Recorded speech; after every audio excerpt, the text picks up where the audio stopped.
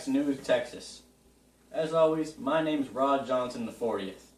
With me tonight is Dr. Professor, a cyberbullying specialist with the National Cyberbullying Administration of America, and we will be discussing cyberbullying. What is it, and what do we need to do? Welcome, Doctor. Oh, thanks, Mr. Johnson. Please call me Rod. Well, thanks, Rod. It's a pleasure. Sure thing. Now tell me, what is cyberbullying? Well, cyberbullying is essentially bullying that is done over the internet. I don't understand what you mean when you say kids are being bullied on the internet. Because back in my day, bullied meant being beaten up in person. Like that one time, I was pile-driven into the cement floor of a basement of a meat processing plant in Dallas. That's bullying. That's where I'm going to have to disagree with you there, Rod. Cyberbullying is just as harmful as regular bullying. Maybe not physically, but emotionally. Cyberbullying is bullying, and it's permanent.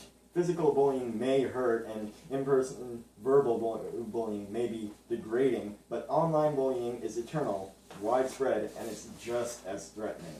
You're being bullied online. Just turn off your computer. It is very easy to avoid. It may be true that you can turn off the computer very easily, and when it's off, but when it's off, everyone can still see what has been posted and spread it around. I can't tell you how many times I've seen Let me stop you right there, mister. Back when I was growing up, I never saw a soul get cyberbullied. Explain to me how such a serious problem can develop in such a short amount of time. Well, when you were growing up, there was no internet. Now everyone is connected online at almost all times, and it's nearly impossible to escape the internet. It's constantly changing and making it easier for people to connect, and it's harder for people to escape.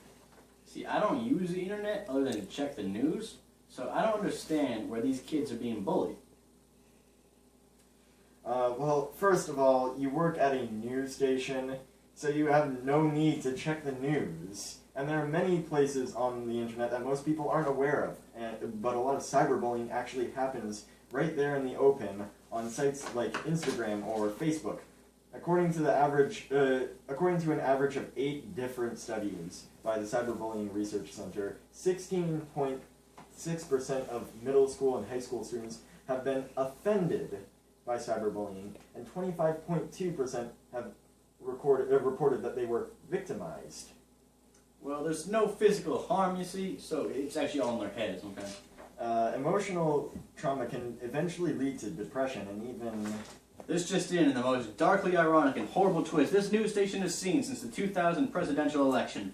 A local girl has been rushed to the hospital after being found unconscious in her house, having attempted suicide from prolonged cyberbullying. I'm being told parents should all be aware of their child's internet activities, and that if you're being bullied online, you should block the bully and stand up for yourself.